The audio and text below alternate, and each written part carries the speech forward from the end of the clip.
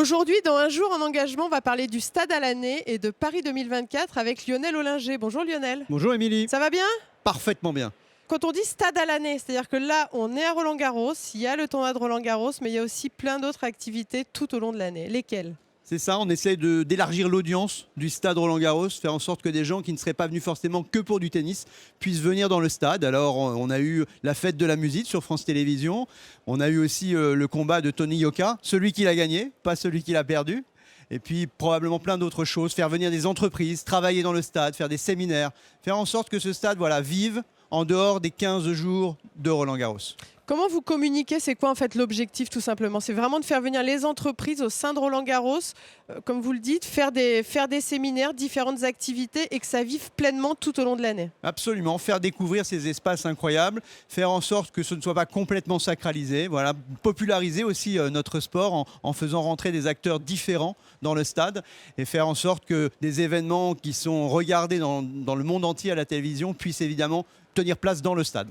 Quelle partie du stade vous ouvrez? Si je suis une entreprise, j'ai envie d'organiser un séminaire ou un événement ici à Roland-Garros, qu'est-ce que vous proposez? Quels espaces? Alors théoriquement, on peut ouvrir tous les espaces du stade, mais évidemment, le cours Philippe Chaprier est favorisé pour nos entreprises. On va pouvoir ouvrir différentes travées, différents salons. On peut même, dans certaines circonstances, ouvrir la tribune présidentielle. Voilà, c'est, je pense, un moment exceptionnel pour les entreprises parisiennes et françaises. Dans quelques années, Paris 2024, ça va être l'événement, les Jeux Olympiques à Paris. Bien évidemment, il y aura le tennis. J'imagine que vous, en tant que vice-président de la fédération, vous êtes ravi aussi d'accueillir d'autres sports. Oui, là encore, ça permet d'ouvrir le tennis à d'autres sports. Ça permet aussi de couvrir le cours Suzanne Lenglen avec Paris 2024, faire en sorte d'avoir un deuxième cours couvert pour nos internationaux de France. Et puis d'accueillir la boxe probablement dans ce stade, faire en sorte que ce soit une fête autre que la seule fête du tennis. Et puis encore une fois, donner une très très large audience à ce tournoi qui est déjà évidemment très visible, mais qui le sera encore plus dans cette année 2024.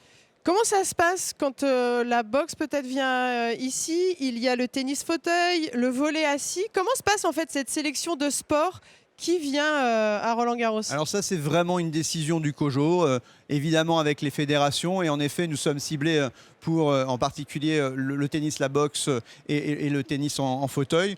Ça ne va pas forcément se passer en même temps puisque les tournois sont plus courts que les 15 jours des Jeux Olympiques. Mais on va pouvoir utiliser un espace pour le tennis, le cours Chatrier, peut-être un espace pour la boxe, le cours Lenglen, ou alors à des moments différents. Ça, c'est des choses qui sont encore en train d'être ajustées. Merci beaucoup. Avec grand plaisir, Émilie.